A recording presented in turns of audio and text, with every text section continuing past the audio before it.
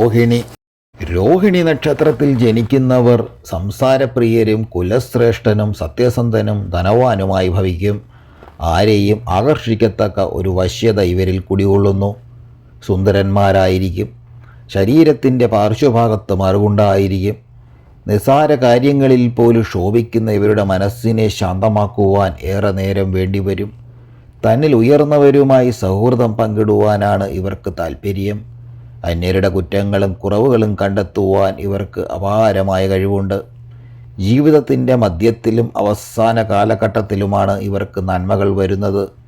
കുടുംബാംഗങ്ങളുടെ സ്നേഹവാത്സല്യങ്ങൾ അനുഭവിക്കുവാനുള്ള യോഗം ഇവർക്കുണ്ട്. ഈ നക്ഷത്രജാതർ അമ്മാവന് ദോഷം ചെയ്യും.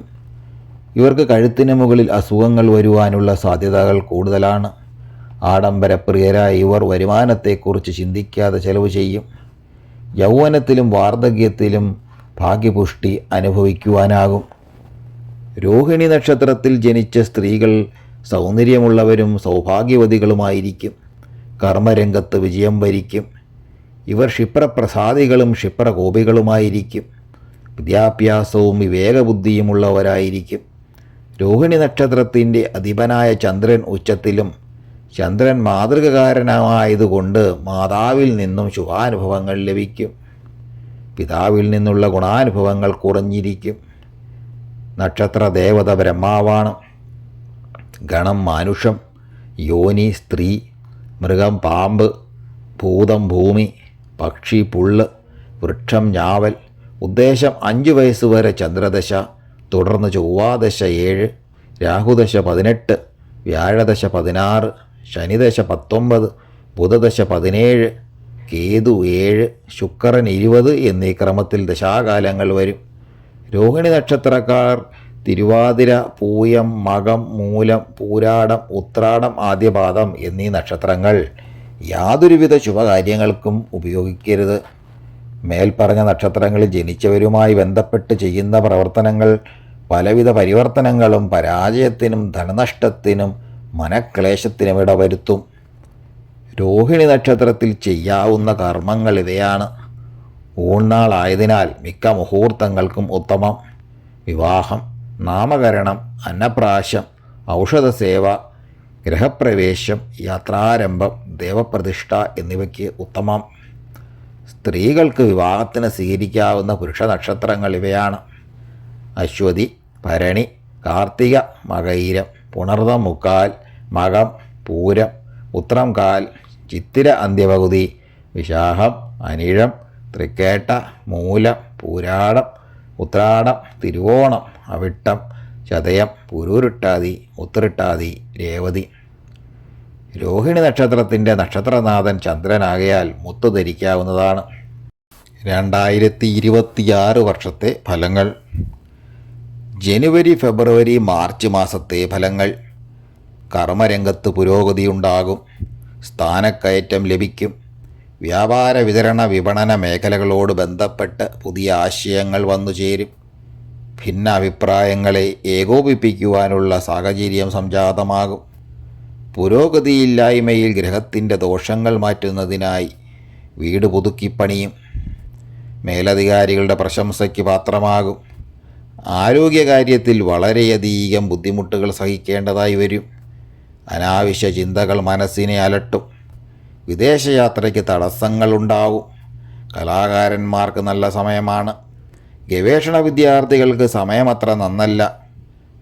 സഹചാരികളിൽ നിന്ന് പ്രതികൂല മനോഭാവം പ്രതീക്ഷിക്കാം. ആശുപത്രിവാസത്തിന് സാധ്യത. പരിഹാരമായ ശിവഭജനത്തിലൂടെ രോഗശാന്തി നേടാനാകും.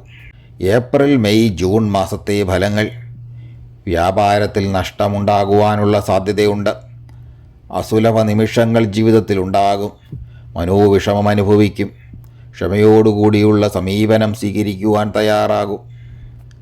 പ്രവർത്തനശൈലിയിൽ കാലോചിതമായി മാറ്റങ്ങൾ കൊണ്ടുവരും. രാഷ്ട്രീയക്കാർക്ക് നല്ല സമയമാണ്. യാത്രയും അലച്ചിലുമുണ്ടാകും.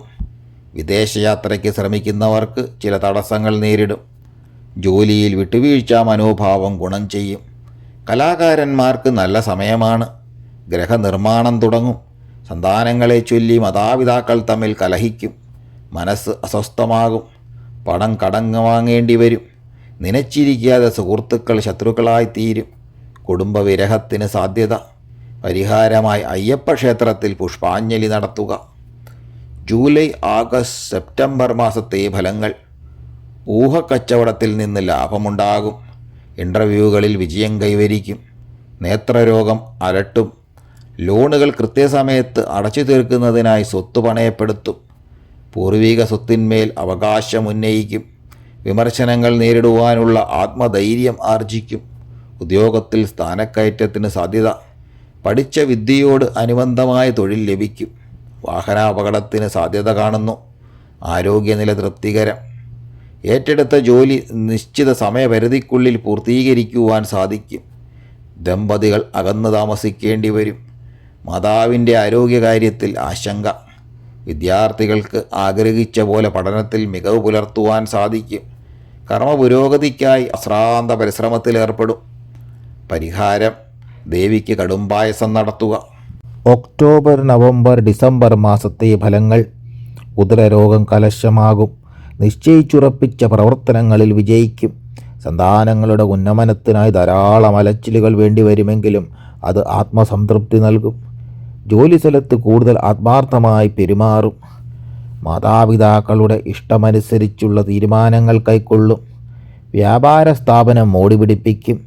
സമൂഹത്തിൽ ഉന്നതരുടെ നേതൃത്വത്തിൽ തുടങ്ങുന്ന കാർഷിക പദ്ധതിയിൽ പങ്കാളിയാകും. മംഗളകർമ്മങ്ങളിൽ പങ്കെടുക്കും. പൂജാതി കർമ്മങ്ങൾ ഗൃഹത്തിൽ നടത്തും. അർഹമായ സ്ഥാനം ഗുരുജനങ്ങൾക്ക് നൽകുന്നതിനാൽ അവരുടെ അനുഗ്രഹത്തിന് പാത്രമാകും. ഉദ്യോഗാർത്ഥികളുടെ പരിശ്രമങ്ങൾക്ക് വേണ്ടത്ര ഗുണം കണ്ടെന്നു വരില്ല. അത് മനോവിഷമത്തിനിടയാക്കും. പരിഹാരം: വിഷ്ണുവിന് യഥാശക്തി വഴിപാട് നടത്തുക.